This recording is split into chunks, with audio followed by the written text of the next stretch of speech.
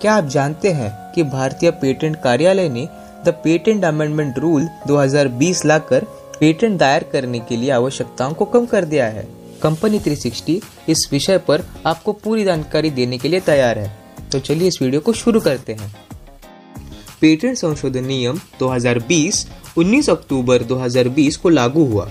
ये संशोधन बहुत प्रतीक्षित थे क्योंकि वे पेटेंट कानूनों के कुख्यात प्रावधान से संबंधित थे और इस प्रावधान को खत्म करने के लिए पैरवी करने वालों का एक लंबा इतिहास रहा है। इससे भी महत्वपूर्ण बात यह है कि इस संबंध में मसौदा नियमों को लगभग 17 महीने पहले जारी किया गया था और हितधारक 2020 के लिए कुछ राहत की उम्मीद कर रहे थे। संशोधित नियमों का बहुत महत्व है क्योंकि वे हितधारकों को भारी राहत प्रदान करते हैं, साथ ही कई गड़बड़ियां हटा दी जाती है। तो यह देखना भी बहुत जरूरी है कि संशोधनों से पहले क्या स्थिति थी। पेटेंट देने का उद्देश्य आविष्कारों को प्रोत्साहित करना है और यह सुनिश्चित करना है कि उद्योग को पेटेंट से लाभ मिल सके। उत्तरार्ध को पूरा करने के लिए एक पेटेंट या उसके लाइसेंसधारी को यह अनिवार्य है कि उसका पेटेंट भारत में काम करे।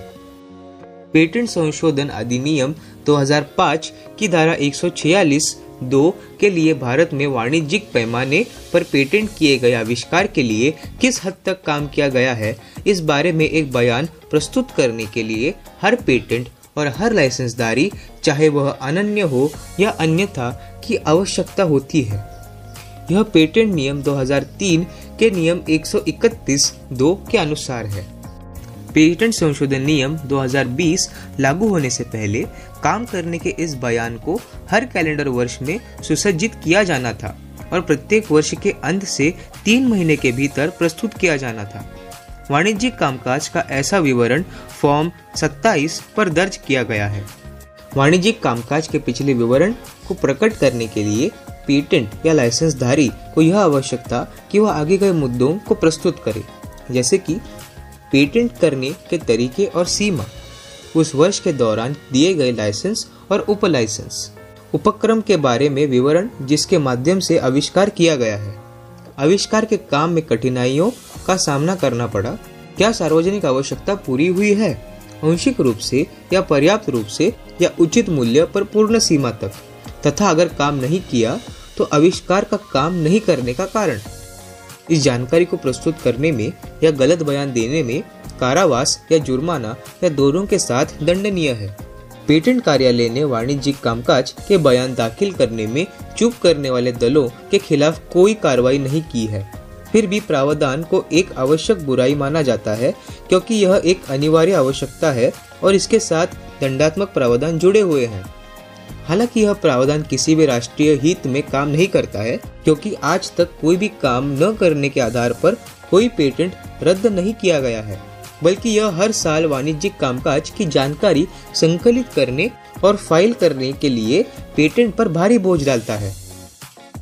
अब देखते हैं कि वर्तमान में संशोधन से क्या बदल हुए हैं। पेटेंट संशोधन नियम 2020 संशोधित नियम 131 में लाया गया है, जो पहले के संस्करण से सरल है। वर्तमान संशोधित नियम के लिए आवश्यक है कि प्रत्येक वित्तीय वर्ष में एक बार कामकाजी विवरणों को सुसज्जित किया जाए, जो उस वित्तीय वर्ष के तुरंत बाद शुरू होगा जिसमें पेटेंट दिया गया था। भारत में वित्तीय वर्ष 1 अप्रैल को शुरू होता है और 31 मार्च को समाप्त होता है। पिछले वित्तीय समय के विपरीत, जहां पेटेंटकर्ता के पास फाइल करने के लिए केवल 3 महीने थे, इसीलिए संशोधित नियम पेटेंट धारकों को ऐसे बयान दर्ज करने के लिए अधिक समय प्रदान करता है, जो सुविधा के उद्देश्य के लिए एक स्वागत योग्य कदम है। सबसे महत्वपूर्ण और प्रतीक्षित संशोधन फॉर्म 27 का सरलीकरण है, जिसे कामकाजी आवश्यकताओं के अनुपालन के लिए दायर किया जाना आवश्यक है। यह एकल रूप अब कई पेटेंटों के संबंध में दायर किया जा सकता है, बशर्ते कि वे सभी संबंधित पेटेंट हो।